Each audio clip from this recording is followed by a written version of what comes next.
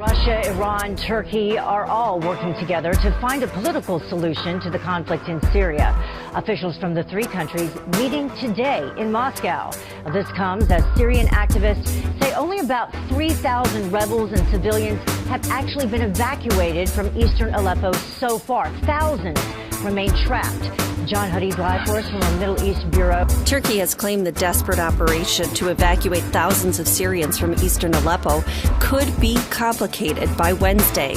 Turkish Foreign Minister Mevlut Cavusoglu tweeted Tuesday that 37,500 people have been evacuated from the war-torn city so far.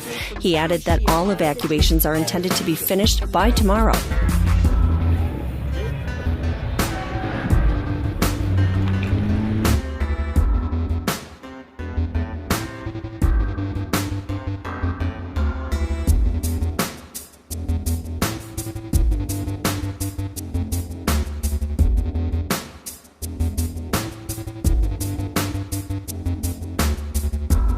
All weekend long, buses and ambulances carried refugees out of Aleppo, Syria, that city now in shambles as the president of Syria, Bashar Assad, claims a victory over the rebel faction.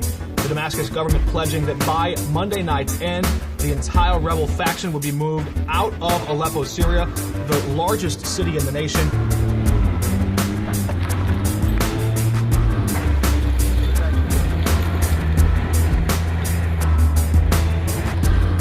And just hours later, Russia's president, Vladimir Putin, says he's had a phone call with the president of Iran, Hassan Rouhani, as those two client state nations and those two allied nations there try and determine the future of the outcome in Syria. Those conversations, of course, taking place without a diplomat from the State Department here in the U.S.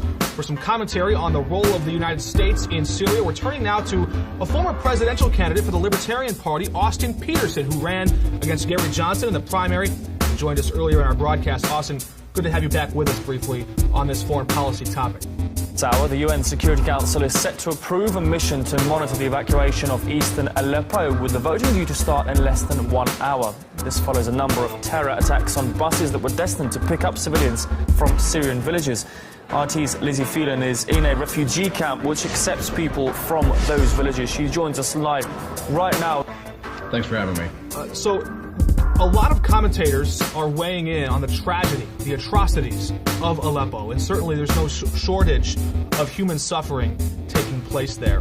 But many Republicans are criticizing President Obama, saying he didn't do enough. He didn't stay true to his word. We're talking back years ago now to this red line in Syria, where President Obama said if you use chemical weapons against your own people, you're going to have to face the full might and fury of the American military. That didn't happen. Well, Lizzie, despite attacks there, some civilians do manage to get to the refugee camp where you are. Just bring us up to date how the evacuation is proceeding. Well, so far, an official at this camp tells us that 260 people from Fua and Kafraya, those two villages, largely populated with people who are sympathetic to the Syrian government, that have been under siege now by rebel forces for almost 2 years. Now we have Russia stepping up, Iran having an increased role. Do you, as a libertarian, do you view that moment, the not crossing the red line, as a failing of the Obama administration? Well, it is a classic military mistake. I mean, President Obama would have done well to read Sun Tzu's Art of War before he committed American resources to the region.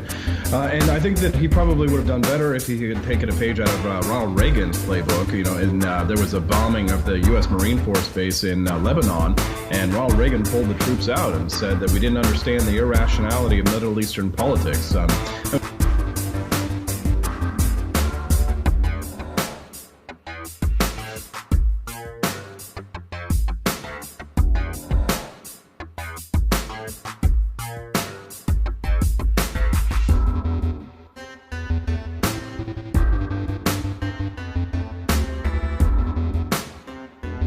In the province of Idlib, they've been brought here to this shelter in Jibrin on the outskirts of Aleppo.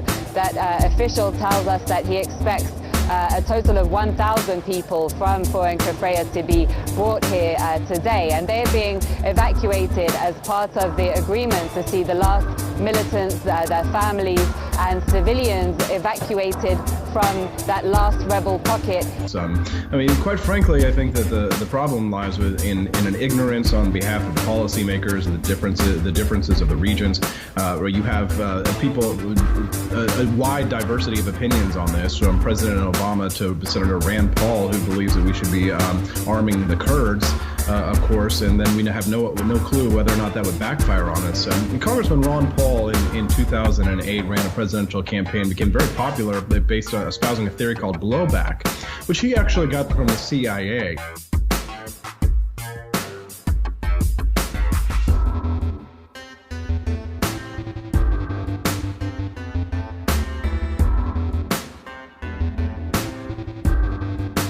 However, the International Committee of the Red Cross has put the number of evacuees since Thursday at 25,000.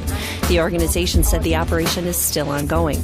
As part of the same deal, the ICRC said a further 750 people have so far been evacuated from the villages of Foua and Kafraya in Syria's mainly rebel-held Idlib province. In East Aleppo, those evacuations in Aleppo today continuing, and if it's completed, that will mark the official end of the battle for Aleppo and put the Syrian army in total control of the city. Which he actually got from the CIA. And the idea is that when you meddle in these Middle Eastern countries, quite frequently there will be attacks in the United States.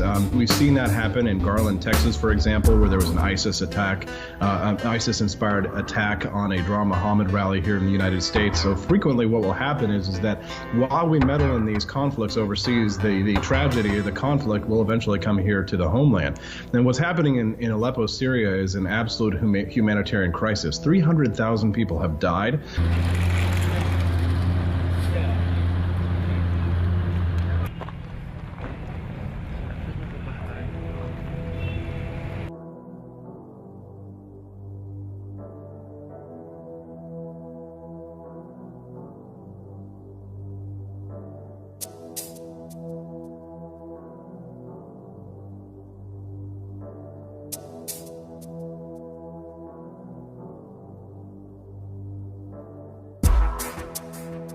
Since the inception of conflicts there, we were very close to brokering a ceasefire there. John Kerry has been very involved in the region, trying to broker a peace between the Russians, the rebels, and between all of the other factions that are involved. But of course, you have Lebanon's Hezbollah. You've got Iran involved in shoring up Assad's hold on power. And so you have quite a few great powers that are balancing off one another.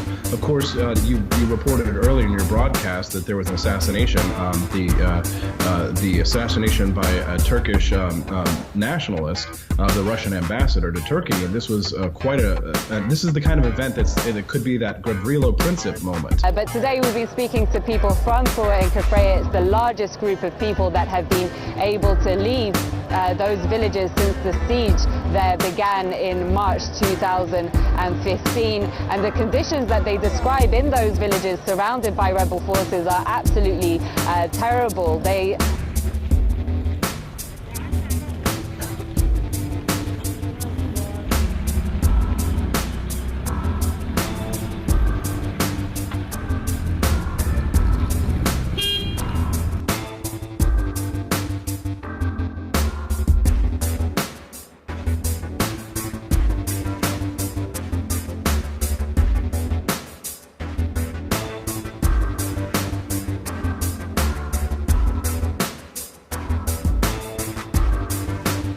So you're saying basically if the American military had stepped in 2011, that could have been the U.S. ambassador today, some nationalist person supporting.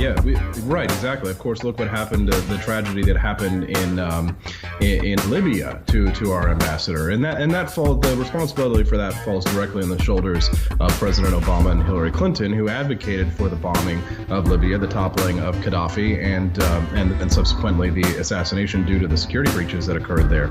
So I fear Russia, the American involvement, especially with the type of rhetoric that President Obama is espousing right now. He's being much more bellicose towards President Vladimir Putin for alleged hacking or alleged interference in the American elections. It's the kind of thing where, libertarians are looking at this saying, well, you can't get out of the door soon enough, because it seems that Donald Trump is much more willing to deal with the Russians.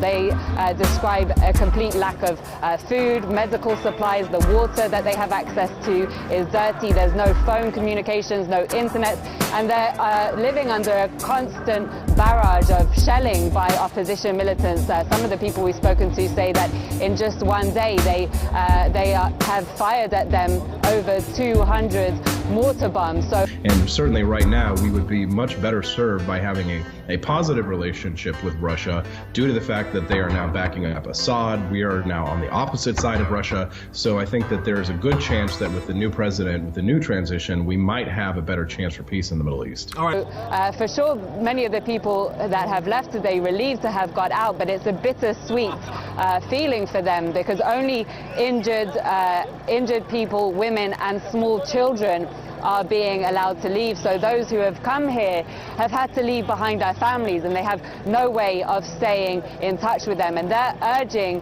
that all of the population, all of the people inside Fura and Kafraya be allowed to leave immediately.